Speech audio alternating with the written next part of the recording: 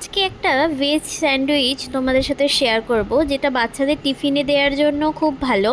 আর যারা একটু নিরামিষই চাইছো যে স্যান্ডউইচ বানিয়ে খাওয়ার জন্য, তো তারাও এইভাবে কিন্তু করে খেতে পারো, যেটাতে খুবই সামান্য পরিমাণে চিজ আমি ইউজ করেছিলাম।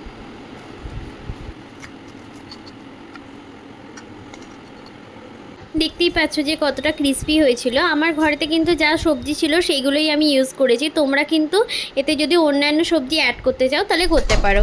প্রথমে ক্যাপসিকাম, গাজর, কর্ন আর সামান্য বিন ভালো করে কেটে নিয়ে সেদ্ধ করে দিয়েছিলাম নুন দিয়ে জলের মধ্যে। তো তারপরে সেদ্ধ করা সবজির মধ্যে মেয়োনিজ, অল্প করে চিলি ফ্লেক্স, অরিগ্যানো দিয়েছিলাম আর সামান্য নুন।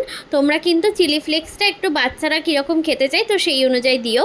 তারপরে ব্রেডের একটা দিকে ভালো করে বাটার লাগিয়ে নেওয়া হয়েছিল, আর ওই ব্রেডের উল্টো দিকে ভালো করে কেচাপ লাগিয়ে নেওয়া হয়েছিল, আর আরেকটা ব্রেডে একদিকে ভালো করে কেচাপটা শুধু লাগিয়ে নেওয়া হয়েছিল। তারপরে ওই যে সবজির যেটা তৈরি করা হয়েছিল মেয়োনিজ দিয়ে, তো ওইটা ভালো করে স্প্রেড করে দেওয়া হয়েছিল ব্রেডের মধ্যে। তারপরে আমি কিন্তু সামান্য পরিমাণে, খুবই সামান্য মজরেলা চিজ ইউজ করেছি।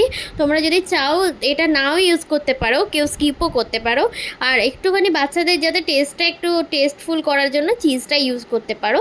তো তো করে দেওয়ার পরে তারপরে কিন্তু ভালো করে উল্টো দিকে আমি বাটারটা কিন্তু লাগিয়ে নিয়েছিল।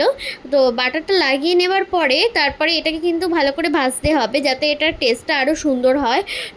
তো চাটুর মধ্যে ভালো করে বাটার দিয়ে, একদম সামান্য বাটার দিয়েছিলাম। তো তারপরে এটাকে চেপে চেপে খুব সুন্দর করে ভেজে নেওয়া হয়েছিল স্যান্ডউইচটাকে, কারণ হচ্ছে তার যাতে ভেতরে মজরেলা চিজটা আছে যাতে ভালো করে মানে গলে যায় আর কি।